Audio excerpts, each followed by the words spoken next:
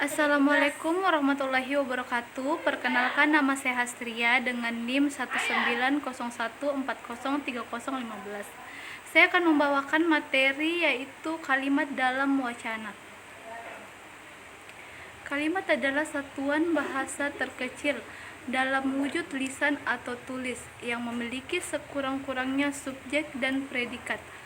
Bagi seorang pendengaran atau pembaca, kalimat adalah kesatuan kata yang mengandung makna atau pemikiran. Sedangkan bagi penutur atau penulis, kalimat adalah satu kesatuan pikiran atau makna yang diungkapkan dalam kesatuan kata. Dapat dipahami bahwa sebuah wacana melebihi sebuah kalimat.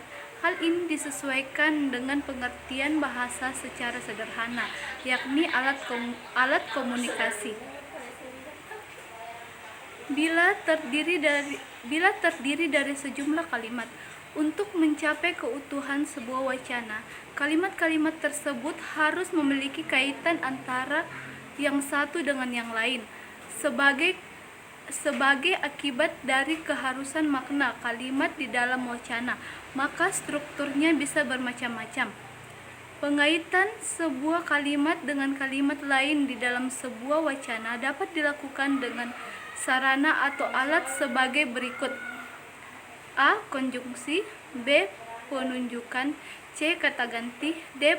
Perapatan, E. Pandangan kata, F. Lawan kata, G. Hiponim, H. Kesamaan tema, I. Kesejajaran. Wacana. Wacana adalah satuan bahasa yang terdiri dari sebuah kalimat atau beberapa kalimat yang menyatakan satu pesan atau satu amanat yang utuh. Sebuah wacana sebagai satuan terbesar dari dalam hierarki kebahasaan bisa berupa satu kalimat seperti ungkapan jagalah kebersihan.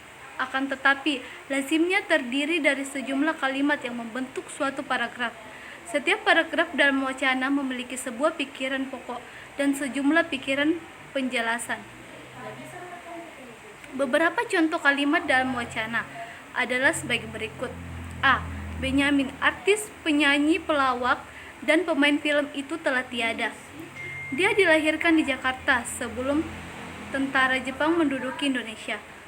Wacana tersebut terdiri dari dua buah kalimat. Kalimat satu merupakan kalimat bebas, sedangkan kalimat dua merupakan kalimat penjelas. Ketika sebagai kalimat yang berdiri sendiri adalah Benyamin dilahirkan di Jakarta sebelum tentara Jepang menduduki Indonesia.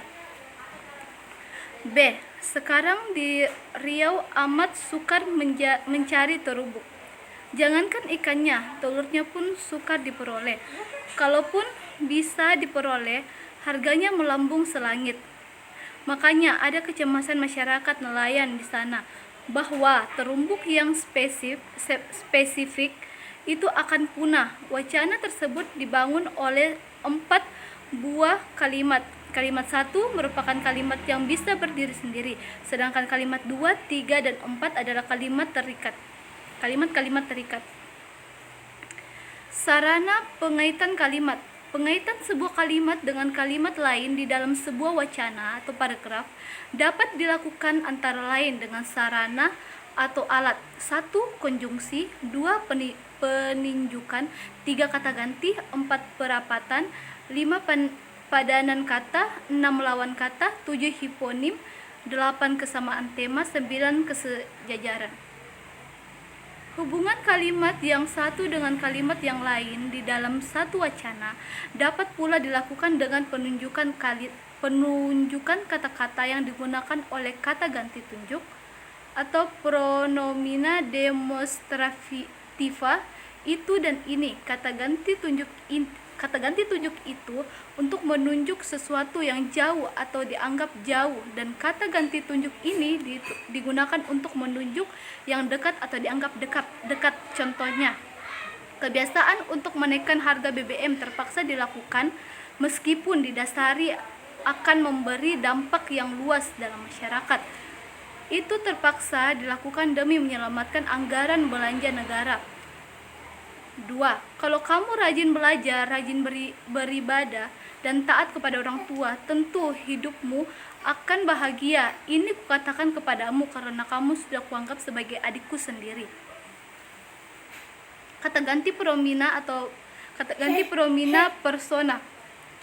Kata yang digunakan untuk menghubungkan kalimat yang satu dengan kalimat yang lain di dalam satu wacana adalah kata ganti orang ketiga, baik tunggal maupun jamak, yaitu kata-kata dia, ianya, dan mereka. Termaksud juga kata beliau almarhum dan almarhumah. Kesimpulan, wacana adalah satuan bahasa yang terdiri dari sebuah kalimat atau beberapa kalimat yang menyatakan bahwa pesan atau satu amanat yang utuh.